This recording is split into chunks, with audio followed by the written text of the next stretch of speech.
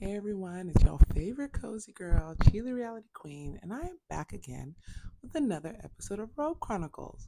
Tonight we're going to be talking about Real Housewives of Potomac, Season 8, Episode 9. Whew, they are finally back in Potomac.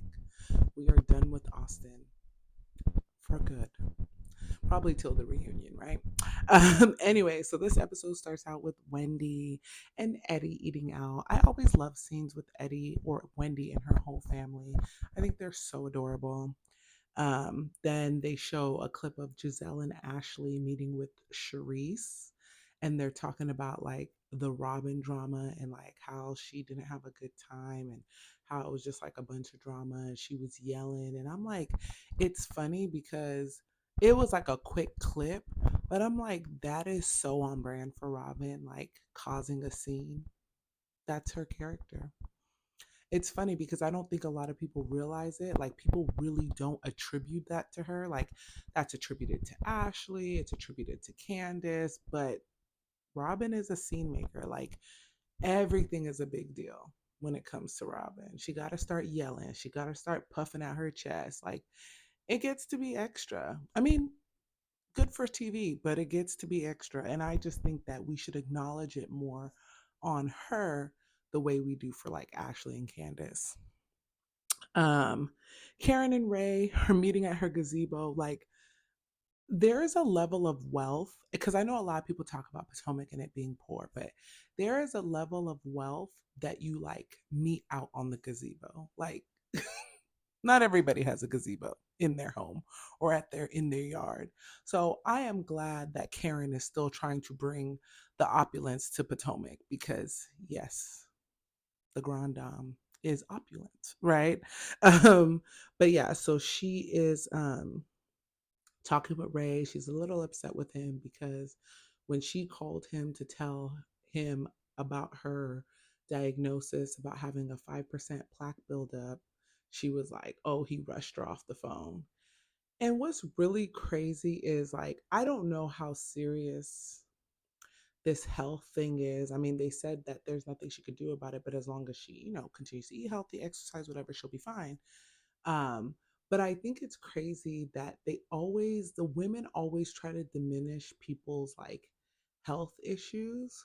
And that makes more sense as to why Giselle didn't want to come on camera with her health issue because she's always like trying to make people feel dumb, like for being worried or like if you don't know, I'm not a doctor, Karen's not a doctor, Mia not a doctor. If doctors are giving you like half information, they're like, oh, we have to do more tests, we have to do this, then you have a right to be worried as like a person that something might not be going right. And I feel like because Giselle spends so much time being kind of nasty to her castmates and like diminishing their issues and their health, that she didn't feel like she could bring her health to them like as a group or kind of like make it a topic of discussion for real, you know, um last season, which is kind of lame to me. Like never are you so negative that you think people are going to be negative to you. And the truth was Candace might have been a little bit negative when she referred to her dwindling uterus, but no one else came with that energy. People actually had sympathy for her. And it's so sad that she can't see that people will have sympathy for her because she's not a good person to other people. Um, Karen is working with Pave again, and she's telling um, Ray that she's holding an event, a luncheon, and I thought that was we're getting back to the basics, right? Like I really love that they're doing charity events again. Like I don't know, I feel like that's really old school Potomac, so I like that. Um Mia and G are meeting at a cooking class and they're supposed to meet with Robin and Juan. They get there first. And then Robin and Juan show up and like before Juan walks in, he's like making a call about an assistant coaching position. And I'm like, okay. I mean, it's good that we see him on the job search. Shout out to Juan for that. Uh, Anyways, they get into the cooking class, and Robin is talking about how she's opening up a franchise, Glow 30.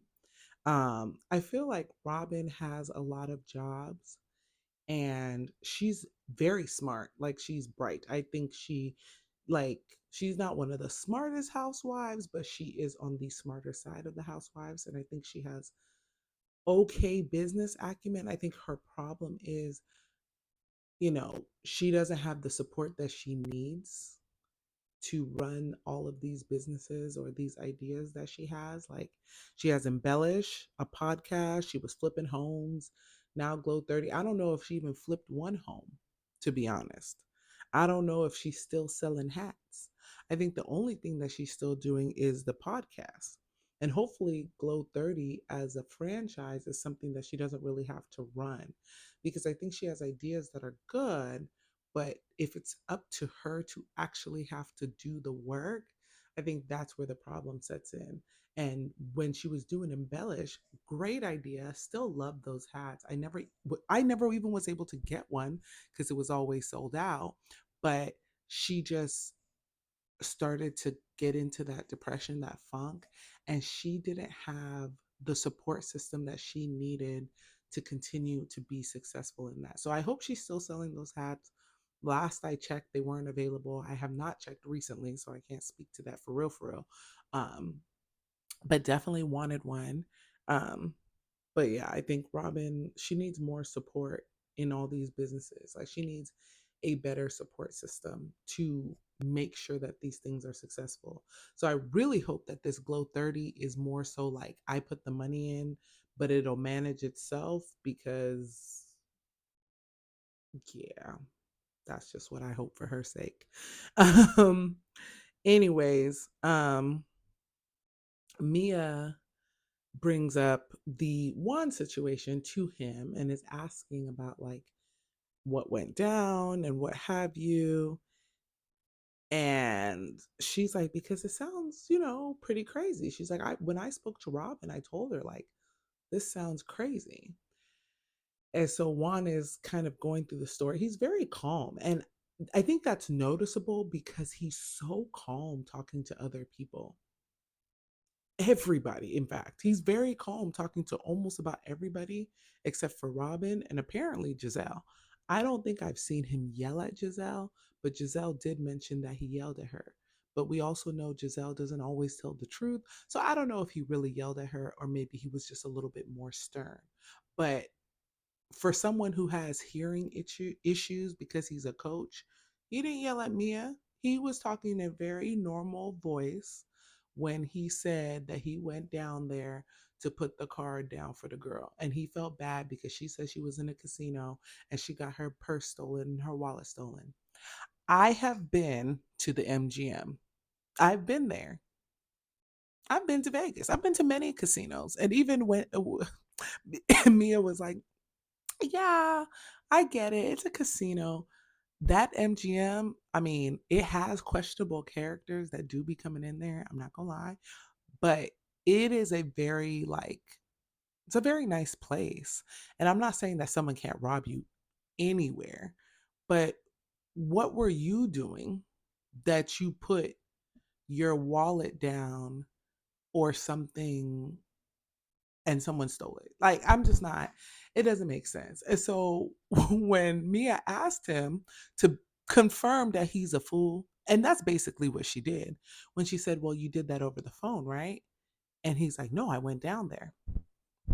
Gotcha, right? It was the big gotcha. She played the big joker card because you can do that over the phone. You could call and say, I'm paying for this room and give them the card number. So she really unintentionally or probably intentionally, but like on the sneak tip of being messy, caught him up in his lie because you didn't have to go down there.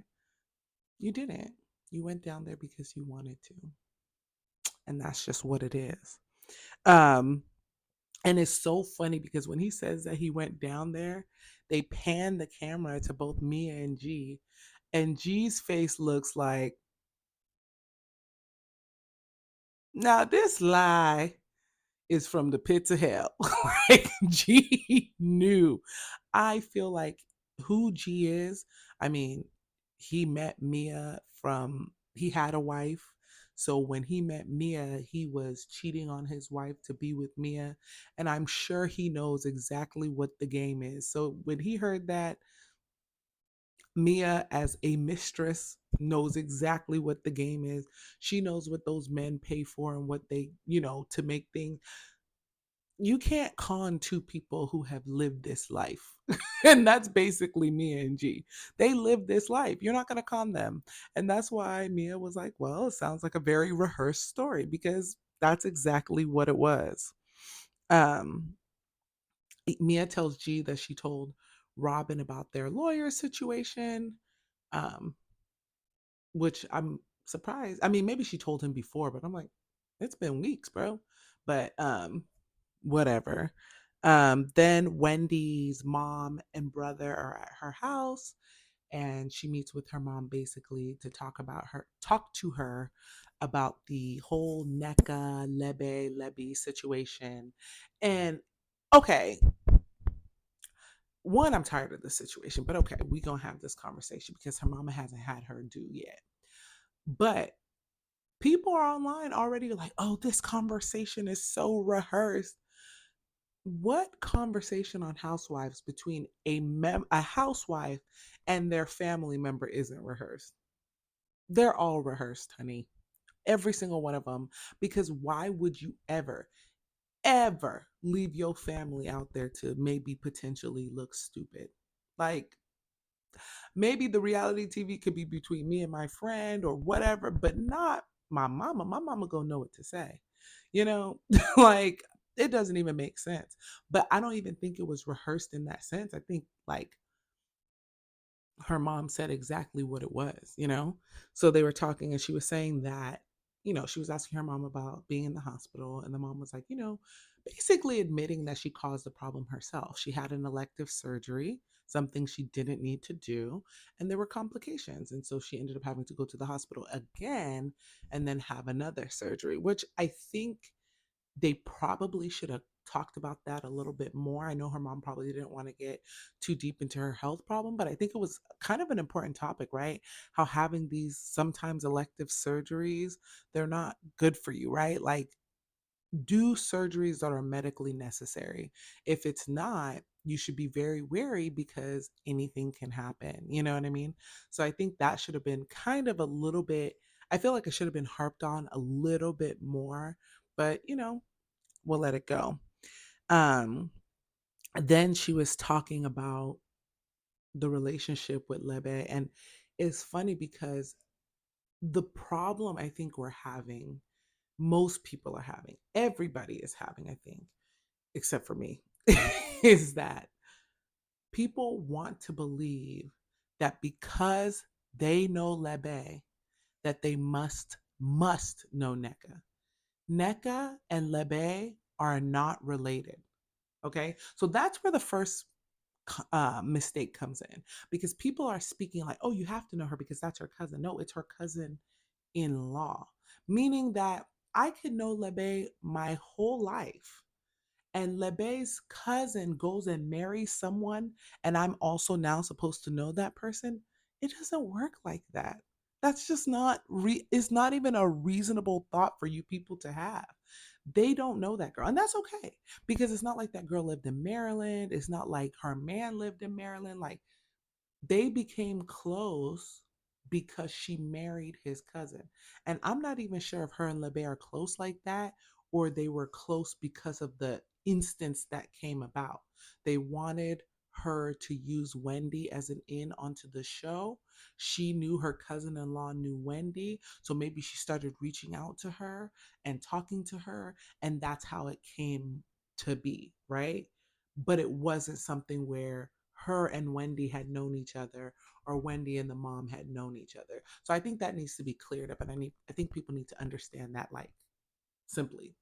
Um so then what ended up happening is, I don't know if it's from this situation or another situation, but Lebe and Ivy fell out. Now, Lebe and Ivy are friends. I don't know how old Ivy is. Her husband doesn't look very young. So I would imagine. I know Lebe is her older sister.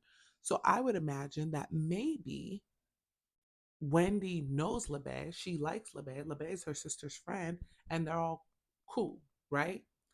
Wendy's mom, because that's her daughter's was her daughter's best friend, is her daughter's best friend, could potentially go back to being her daughter's best friend. Who knows, right? She knows the girl and she talks to the girl. Okay. So when she heard that her daughter fell out with Lebe, who is someone that she also liked and looked at as a daughter, she called her. Now, if this falling out happened because of NECA, somebody we don't know, I'm gonna be like, well, what's the deal? Why is there this falling out? And this is where I'm making assumptions, right? I thinking because this fallout is happening over this person that I've never met, now I have a little bit of animosity because I know you and I like you and I love you and I've known you for a long time.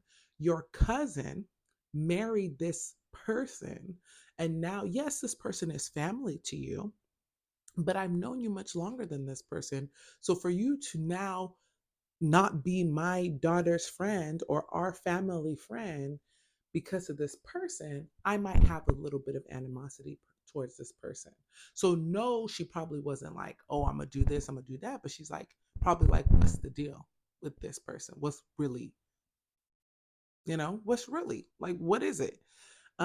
So I think hearing how it kind of sounded like it manifested, that's what I think. She was like, I've never met NECA, and if I do, all I'm gonna do is pray for her. And Wendy's like, Mama, don't pray for her because she's gonna say something about a shrine. And honestly, I think that we are hearing the story of a bunch of people who don't like each other communicate playing phone tag, right? Or not don't like each other, because I'm sure they have loved them at one point. But it's like, we're mad at you now. And so I may not tell the story of what you said. I might throw dubs, extras, and 20s on it because I'm now mad at you. And I think that's what happened. And I think that's the whole long and short of the situation. Wendy didn't want to bring her on as her friend. She wanted to bring her friend Kiana or whatever her name is. And she was like, I'm not going to bring this girl. And then that probably spiraled into a situation. And that's how we are here today. And honestly, now that I have hashed it out in my head, I'm done with it. Anyways, so then we see Giselle takes Grace to her first self defense class and she's ready to go off to college. Um, Grace is ready to go to college. I feel like Grace has been ready to go out of that house, out of her mama house for a long time. I'm sure she loves her mom. I'm sure, but like any kid, the idea of freedom is like, bye, mama. Like, bye. It's been great. Love you. I've enjoyed these past 18 years, but I need freedom. And I feel like that's just where Grace is at. I mean, she's a normal teen, which I love that she was still able to be one, right? Because I think it's hard when you have a mom on TV and a dad who's a mega church pastor to be a normal kid. And I think Giselle has done a really good job at letting them be normal, or at least what appears to be normal. Um, Grace did a great job defending herself. I feel like maybe because she wasn't, I don't know, Giselle did not do such a great job. I don't know, I feel like sometimes people want to put on appearances like, oh, I'm so weak. And I feel like Grace maybe doesn't feel like she needs to put on that appearance. So she did a really good job, whereas Giselle didn't really do that great of a job. Then she started talking to her daughter about dating. I mean, dating is important when you're going off to college, but I think she really just wanted to segue into Jason, which is what she did. And so she FaceTimes Jason.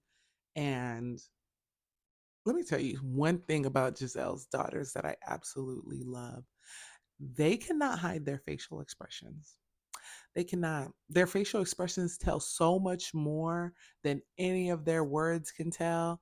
Like the mama called Jason and her eyes must have rolled like I'm not saying that the relationship is fake. I'm not saying, but her daughters are over it. Jason could be a really nice guy. Jason could be their mom's boyfriend for real. But those kids, mom, stop playing in our face. And it's very obvious that that is the general feeling. They might like him, but it's yeah. It's also funny because I think it was two seasons, season 5 or season 6, where Karen talks about Jamal living in the phone. We're back to that. We're back to another situation where Giselle has a man who's living in her phone. She keeps talking about, oh, he lives in New York. He's this, he's that. New York is not that far from Potomac. It's not. If you wanted to see him, you would. If he wanted to see you, he would. It's not that far. He, y'all just don't want to see each other for whatever reason. Simple. um, anyways, um, Candace calls her mom while she's driving home from her doctor's appointment. Or no, she's not. Yeah, she's driving from a doctor's appointment, I think, to go meet with NECA. So she calls her mom and she tells her mom that at the doctor they found 2 lumps in her breast. Um, and they say it's nothing, it's just currently lymph nodes, I believe. And it's nothing, but she's worried about it because her family does have a history of breast cancer, which I would be worried too, right? I think you could do the little BRCA gene, or I don't know what it's called exactly, but you can test for it if it's in your family and, be ahead of the game. I don't know if Candace has done that. But I think that we need to go deeper into this storyline and kind of get like a little, like just a conversation on breast cancer and the risk, and especially the risk in African American women. Like I said, I love these topics that kind of, one, are vulnerable, and two, allow the housewives to show a different side than what we usually see, which is beef and messiness. And, especially with Candace, love her, but yes, a lot of messiness there. So this journey would be kind of, not even journey because they say it's nothing, but just that level of education that it could bring, I think would be really nice. So anyways, NECA and Candace meet up and they are talking, and Candace makes it clear right off the bat, for them to have a real friendship, there has to be a way forward with NECA and Wendy. Because she doesn't want it to be something where she feels like she's going behind her friend's back, which I agree with. I'm like, okay, Candace, because I was about to say, you meeting up with this girl, is you shady or is you not, right? Because you're mad at Robin because of her friendship with Giselle, but you about to go meet with your friend's enemy. Like, it's giving raggedy. So the fact that she said that was kind of like, okay. Um, she talks about how, calling Wendy the B word was a problem. And the shady producers went ahead and inserted every single clip of Candace calling someone a B word in the past. And it's like, yeah, girl, I'm not sure if you could say that. But then NECA talks about how she thinks that her and Candace would be good friends if they, we're in another timeline, like without the whole Wendy drama. And Candace also, I don't know, she doesn't agree, but she says like they have a lot of similarities and their lives are parallel in that they're like trying to have kids and having trouble. And, I guess NECA, they're still in the trying phase, but she's going to do IVF and whatever, what have you. Um, but yeah, so she just wants to walk a fine line because she's still trying to keep, her friendship with Wendy. Um, yes. So then it's the day of Karen's event, her paid event. Such a wonderful, wonderful organization, right? Um, to talk about, sexual assault, sexual violence against women. Um, and speaking out and not silencing yourself. And, it's so hard. And I think when people see things like this is the impact that these women really have on people. Is like when you watch this episode and you're able to see maybe some of the women speak to their experiences and stuff, it really hits deep and it connects with a larger audience. So Mia's getting her makeup done for the event, and she's talking to G about how she's been sexually assaulted and she still has not been ready to talk about it. um Giselle is the first person at Karen's event, and they pray that there's no drama because it's true. When charity also starts happening, people use those moments to decide to confront someone that they ain't seen. And I'm like, this is the place. This is really the place to confront someone you hate at a charity event. Like, nah, y'all gotta do this at maybe Save the Whales, not this charity event. You gotta pick a more lighthearted one, right? This is a little heavy to start attacking people out. Um, One of the things that Karen asked all the women to do was to bring a slightly used business suit to give to women in need who need, work clothes and stuff for interviewing, which I thought was really cool too. I love when people do more charity on top of charity. Um, yeah. So they even show, I forgot, they even show like a little flashback of Karen not dealing with Robin and Giselle at one of her charity events, at the PAVE event that she did the last time. Like, nope, security, y'all gotta go because I'm not doing this beef here. Karen be standing on business when it comes to her stuff. Like, you're not gonna fight at my event. Like, if that's what you want to do at your stuff, be my guest. But you will not do that. Not in here. Not today. um, but yeah, so they're all talking, like, as the event is going on, they all speak to situations they've had or witnessed or friends. Robin has had an experience with sexual assault. Candace has had an experience with sexual assault. Ashley talks about her experience with sexual assault. And one of the craziest things that they all mentioned that really, really resonates is that a lot of them didn't even know that they were assaulted or, whatever until after. Like later on, thinking back on the situation, they're like, whoa, that's what happened to me. And I think that, especially as a young girl, you don't know because you want to seem cool. You don't want to seem like you're problematic. Or so sometimes you let things happen that you don't want to happen to just keep peace. And I think that was just, it was a very vulnerable moment for a couple of the ladies. And to hear that was, it was really, I think it was really good for the show. I'm sad that these women have had these experiences.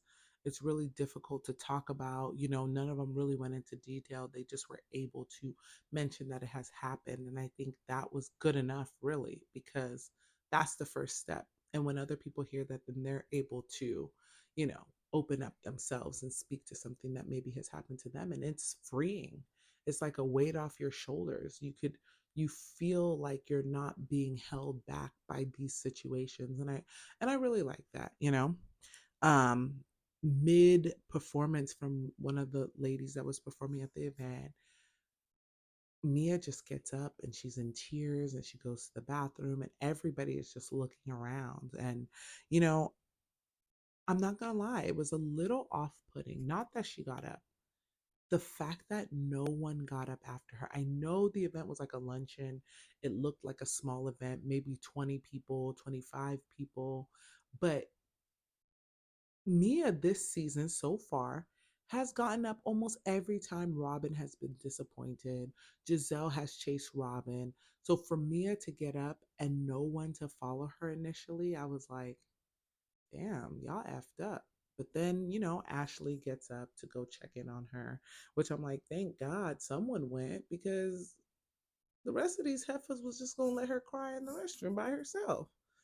Um, But I'm thinking maybe all of them are so caught up in their own emotions and their experiences that maybe they don't have the bandwidth, which is very much possible. They don't have the bandwidth to, check in on her and check to see her because they maybe in that moment also need that support, but just not are having such a visceral reaction like Mia. So I don't know.